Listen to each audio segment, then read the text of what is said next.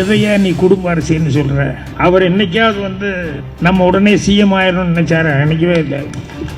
So இவ்வளவு இதுக்கு அப்புறம் 67 வயசில் வந்து அவர் சிஎம் வர்றதை வந்து குடும்ப அரசியல்னெல்லாம் நான் கூசாமல் சொல்கிறாங்க அப்படின்னா இதுக்கு மேலே எப்படி பொறுமையாக இருப்பாங்க ஒருத்தர்? இதுக்கு மேலே எப்படி அனுபவப்பட முடியும் அப்படிங்கிறது எனக்கு புரியல.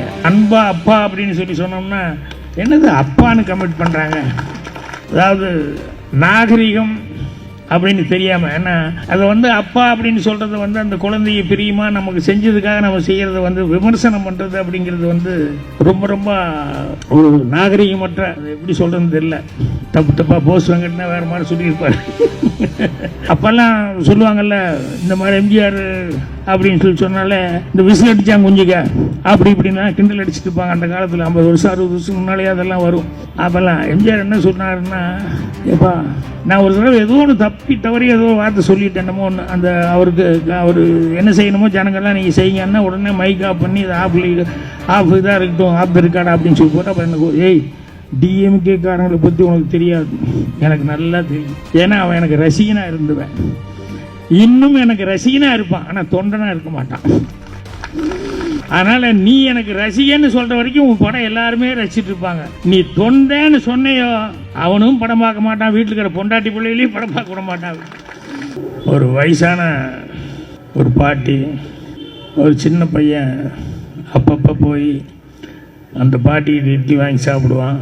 ஒரு 2 நாள் அந்த பையன் போகலை. அப்புறம் 2 நாள் கழித்து அந்த பாட்டி அந்த பையன் வந்திருக்கான்.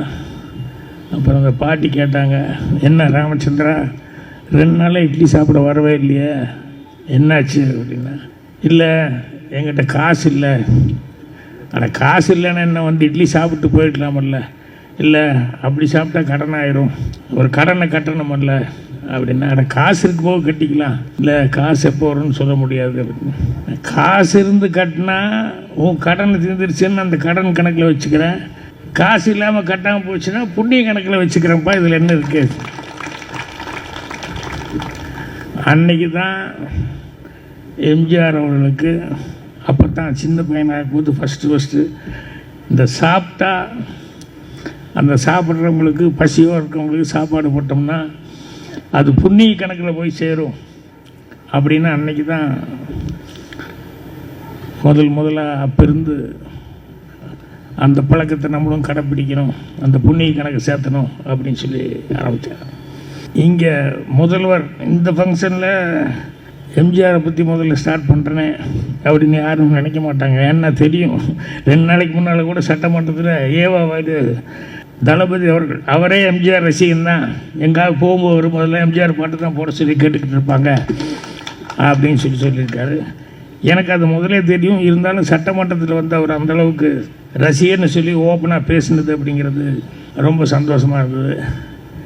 எதுக்கு அதை சொல்ல வந்தேன் அப்படின்னு சொன்னோம்னா, அவர் எப்படி சாப்பாட்டை பசியை போக்கணும் அப்படின்னு நினச்சாரோ அதை வந்து மரியாதைக்குரிய நம்ம முதல்வர் அவர்கள் வந்து அது காலை உணவாக காலையிலேருந்தே குழந்தைகளுக்கு ஆரம்பித்தார்.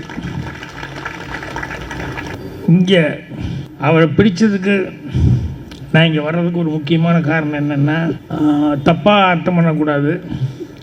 அவர் குடும்பத்திலேயே கலைஞர் மேலே விசுவாசமாக இருந்த ஒரே ஆள் அப்படின்னு சொன்னோம்னா நான் அவர் தான் சொல்லுவேன். ஏன்னா நான் ஆரம்பத்துலேருந்து பார்த்துட்டுருக்கிறேன், யாரையும் குறை சொல்கிறதுக்காக இல்லை, கடைசி வரைக்கும் அவர் மேலே உயிராக இருந்து விசுவாசமாக இருந்தது அவர் தான். என்னென்னா, இப்போ பேசும்போது நிறைய பேர் சொல்லிக்கிட்டு இருந்தாங்க, இந்த மாதிரி குடும்ப அரசியல், வாரிசு அரசியல் அப்படின்லாம் சொல்லிக்கிட்டு இருந்தாங்க.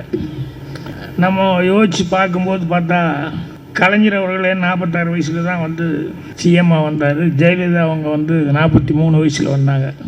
இந்த பரூக் அப்துல்லா அவருடைய மகன் உமர் அப்துல்லா 39 வயசுலேயே சிஎம் ஆகிட்டார். என்ன, அவர் பையங்கிற ஒரே காரணத்தினால. அதே மாதிரி வந்து முலாயம் சிங் யாதவ் அவருடைய பையன் அகிலேஷ் யாதவ் அவர் வந்து 38லேயே சிஎம் ஆகிட்டார். எதையா நீ குடும்ப அரசியல்னு சொல்கிற? எங்கள் ஆளுக்கு வந்து அரசியலுக்கு வர்றது எத்தனை வருஷமாச்சு?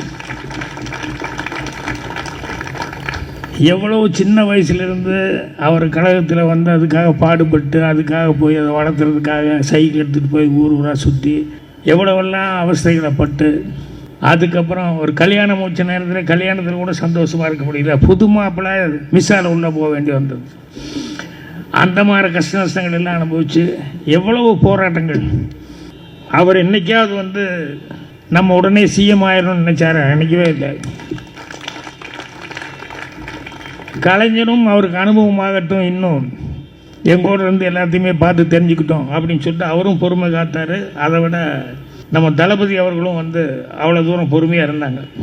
ஸோ இவ்வளவு இதுக்கு அப்புறம் 67 வயசில் வந்து அவர் சிஎம்மாக வர்றதை வந்து குடும்ப அரசியல்னெல்லாம் நான் கூசாமல் சொல்கிறாங்க. அப்படின்னா இதுக்கு மேலே எப்படி பொறுமையாக இருப்பாங்க ஒருத்தர், இதுக்கு மேலே எப்படி அனுபவப்பட முடியும் அப்படிங்கிறது எனக்கு புரியல. ஏன்னா அவங்களெல்லாம் பாரு, அது பார்த்தா அப்பட்டமாக தெரியலையா, வந்துட்டோன்னு உடனே பையனை கூப்பிட்டு உட்கார வைக்கணும், அதை பண்ண இதை பண்ணணும்னு நினச்சது. அதே மாதிரி நிறைய விஷயங்கள் அவங்க விமர்சனம் பண்ணும்போது சில விஷயங்கள்லாம் பார்த்தோம்னா, எம்ஜிஆரை பற்றி செய்திகள் வரும்போது ஒரு தடவை அவர் காரில் வரும்போது ஒரு ஹஸ்பண்ட் ஒய்ஃபு கணவன் மனைவி நைட்டில் தள்ளிட்டு வந்துட்டு இருந்தாங்க சைக்கிள். அவர் நிறுத்தி என்ன பஞ்சரா இல்லை டயர் ஏதாவது பிரச்சனையாக கேளுன்னா அதெல்லாம் ஒன்றும் இல்லை. பின்னையே ஒய்ஃபை கூப்பிட்டு தள்ளிட்டு போயிட்டீங்க, இல்லைங்க டபுள்ஸ் போனால் போலீஸ் பிடிச்சிக்குவாங்க அப்படின்னு. உடனே அன்னையிலேருந்து புருஷன் கொண்டாடி டபுள்ஸ் போனால் போலீஸ் பிடிக்கக்கூடாதுன்னு சட்டத்தை போட்டார்.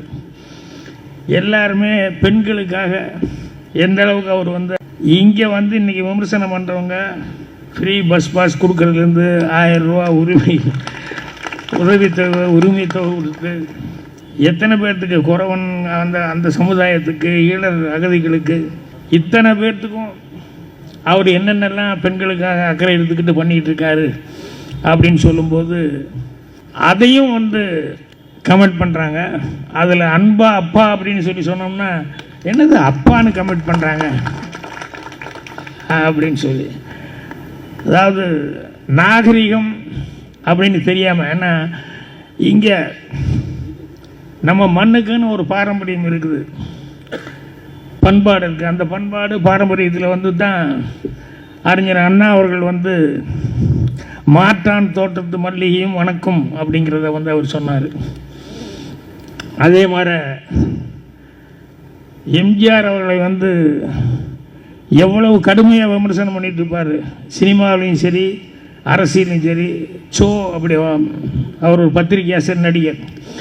ஆனால் அவர் வந்து உன் வீட்டில் சாப்பாட்டுக்கு உழ வச்சுட்டு அரிசிக்கு தைரியமாக நீ போய் எம்ஜிஆர் வீட்டு கதவை தட்டலாம் அப்படின்னு சொல்லி இவருக்கு நேர ஆப்போசிட்டாக தான் எல்லாமே பேசுவார். ஆனால் அந்த விஷயத்தில் வந்து அவ்வளோ அதை மறைக்க முடியாத உண்மை இல்லையா, அதை செஞ்சார். அதே மாதிரி நம்ம கலைஞர் அவர்களே எம்ஜிஆருக்கு கம்போசிங் பாட்டு உட்காந்துருக்கும்போது வாலி சார் முதல் லைன் எழுதிட்டார், நான் அளவோடு ரசிப்பவன்னு. அப்புறம் பார்த்தா அடுத்த லைன் வரல, கலைஞர் உள்ளே வர்றாரு. என்னென்ன இல்லை அவருக்கு தான் பாட்டு எழுதிட்டுருக்கேன், நான் அளவோடு ரசிப்பவன்னு எழுதிட்டேன், அப்புறம் என்ன தெரியுறாருன்னா எதையும் அளவின்றி கொடுப்பவன்னு எழுது அப்படின்னாரு. அதுதானே எம்ஜிஆர் கேரக்டர் அப்படின்னாரு. ஸோ இந்த மாதிரி வந்து உண்மையை வந்து எப்பவுமே மறைக்காமல் ஓப்பனாக வந்து எல்லாம் சொல்லிக்கிட்டு இருந்தாங்க. அதை நீ பாராட்டலைனாலும் கூட பரவாயில்ல, அதை வந்து அப்பா அப்படின்னு சொல்கிறது வந்து அந்த குழந்தைய பிரியமாக நமக்கு செஞ்சதுக்காக நம்ம செய்கிறத வந்து விமர்சனம் பண்ணுறது அப்படிங்கிறது வந்து ரொம்ப ரொம்ப ஒரு நாகரிகமற்ற, அது எப்படி சொல்கிறதுன்னு தெரியல. தப்பாக போஸ்ட் வாங்கிட்டுனா வேறு மாதிரி சொல்லியிருப்பார், இல்லை முன்னால் பேசினவர்னா வேறு மாதிரி பேசியிருப்பார். அவ்வளோ கஷ்டமாக இருக்குது அவங்களுக்கு தான் இது பண்ணும்போது.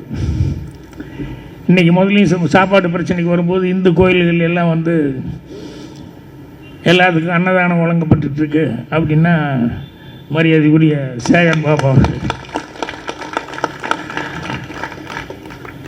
அவரை பார்க்கும்போதெல்லாம் எனக்கு தெனாலிராமன் தான் ஞாபகம் வரும்.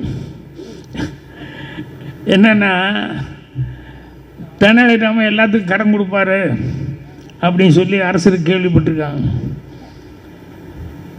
என்னையா எல்லாத்துக்கும் கடன் கொடுக்குறியாமா நீ அப்படின்னு சொல்லி கேட்கும்போது, ஆமாம் கடன் கொடுக்கும்போது ஒரு கண்டிஷன் போடுவாருன்னா என்னென்னா, அரசர் ஒருவேளை அவருக்கு ஏதாவது ஒன்று ஆகி போச்சுன்னா உடனே என் பணத்தை திருப்பி கொடுத்துடணும் அப்படின்னு. இவருக்கு புரியல அரசருக்கு.